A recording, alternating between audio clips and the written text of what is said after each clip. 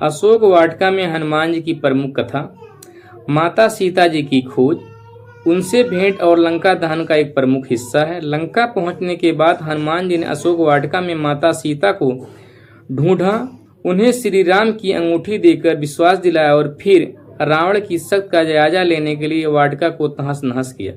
अशोक वाटिका में हनुमान जी की प्रमुख कथा, माता सीता से भेंट। हनुमान जी ने अशोक वृक्ष के नीचे माता सीता को पाया। उन्होंने माता सीता को श्री राम की मुद्रिका अंगूठी दी, जिससे उन्हें विश्वास हो गया कि हनुमान जी प्रभु श्री राम के दूत हैं। अशोक वाटिका का विध्वंस। सीता जी से मिलने के बाद हनुमान जी ने रावण को अपनी शक्ति दिखाने और लंका में भय पैदा करने के लिए वाटिका को उजाड़ना शुरू किया। उन्होंने वहां लगे फलों को खाया और वृक्षों को नष्ट कर दिया। पहरेदार से युद्ध। जब रावण के सैनिक पहरेदार उन्हें रोकने आए तो हनुमान जी ने उन्हें पटक पटक के मार डाला। अक्षय कुमार का वध। रावण ने अपने पुत्र अक्षय कुमार को हनुमान जी को पकड़ने को भेजा, लेकिन हनुमान जी उसे मार दिया। ब्रह्मास्त्र का प्रयोग। अंत में मेघनाथ इंद्रजीत ने हनुमान जी पर ब्रह्मास्त्र का प्रयोग किया। चूंकि हनुमान जी ब्रह्मा जी का सम्मान करते थे, इसलिए वे उसमें बंध गए, लेकिन उन्होंने रावण के दरबार में जाकर उसे चेतावनी दी। लंका दहन।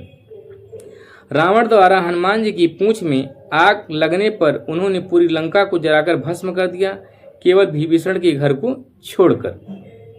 महत्व। यह घटना रामायण में हनुमान जी की असीम शक्ति, बुद्धि और प्रभु श्री राम के प्रति उनकी अगाध शक्ति को और भक्त को दर्शाती है। यह माता सीता को धैर्य देने और रावण को भयभीत करने में बहुत सहायक रही। अशोक वाटिका का प्रसंग रामायण के सबसे महत्वपूर्ण और रोमांचक अध्यायों में से एक है। माता सीता की खोज और दर्शन। विभीषण से मार्ग जानकर हनुमान जी ने सूक्ष्म रूप धारण किया और अशोक वाटिका में प्रवेश किया। वहां उन्होंने देखा माता सीता एक अशोक के वृक्ष के नीचे अत्यंत दुखी और व्याकुल व्यवस्था में बैठी थी। प्रभु श्री राम का स्मरण कर रही थी। उनकी सुरक्षा में त्रिजटा जैसी राशियां तैनात थीं। प्रभु राम की मुद्रिका अंगूठी। हनुमान जी की वृक्ष के पत्तों के बीच छिप छिप गए और माता के सामने श्री राम के नाम अंकित मुद्रिका गिरा दी। मुद्रिका देखकर पहले तो माता को संदेह हुआ कि रावण की कोई माया है, लेकिन हनुमान जी ने जब मधुर वाणी में श्री राम के गुणों का गान किया तब उन्हें विश्वास हुआ। सीता जी का आशीर्वाद और चूड़ामणि। हनुमान जी ने अपनी भूख का बहाना बनाकर फल खाने की अनुमति मांगी। माता ने उन्हें फल खाने और राक्षसों से सावधान रहने को कहा। विदा होते समय माता ने अपनी पहचान के रूप में अपना आभूषण चूड़ामणि हनुमान जी को दिया ताकि वे उसे श्री राम को सौंप सके। अशोक वाटिका का विध्वंस और अक्षय कुमार का वध। रावण की शक्ति का परीक्षण के लिए हनुमान जी ने विशाल रूप धारण कर अशोक वाटिका में वृक्षों को उखाड़ना शुरू कर दिया। रावण ने पहले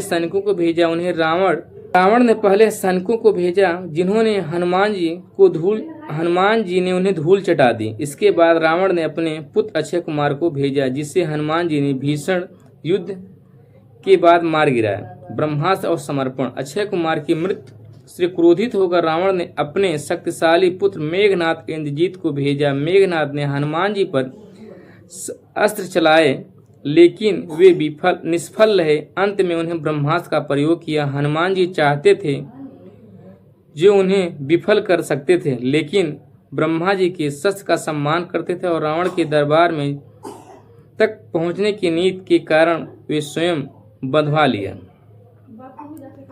रावण को चेतावनी और लंका दहन। रावण के दरबार में हनुमान जी ने निडर होकर उन्हें सीता माता को सम्मान सहित लौटाने की चेतावनी दी। क्रोध में आकर रावण ने उनकी पूंछ में आग लगाने का आदेश दिया। हनुमान जी ने अपनी पूंछ को इतना लंबा किया कि लंका के सारे कपड़े और घी समाप्त होने लगे। फिर जलती हुई पूंछ के साथ उन्होंने पूरी लंका विभीषण के घर छोड़कर जलाकर भस्म कर दी। हनुमान जी ने माता सीता के सामने अपना परिचय रामदूत के रूप में दिया। उन्होंने माता को बताया कि प्रभु श्री राम उनके वियोग में अत्यंत दुखी हैं। माता सीता ने हनुमान जी को न केवल पुत्र माना बल्कि उन्हें अष्टसिद्धि और नवनिधि का वरदान भी दिया। उन्होंने कहा कि हनुमान जी पर प्रभु राम की कृपा हमेशा बनी रहेगी।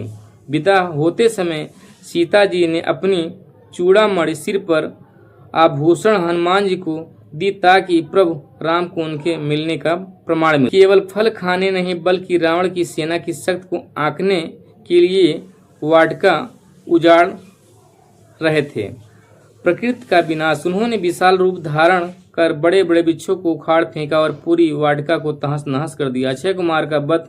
रावण ने अपने छोटे पुत्र अक्षय कुमार को भेजा। हनुमान जी से युद्ध के दौरान उसे बड़ी आसानी से मार गिराया, जिससे लंका में खलबली मच गई। इंद्रजीत से युद्ध और ब्रह्मास्त्र।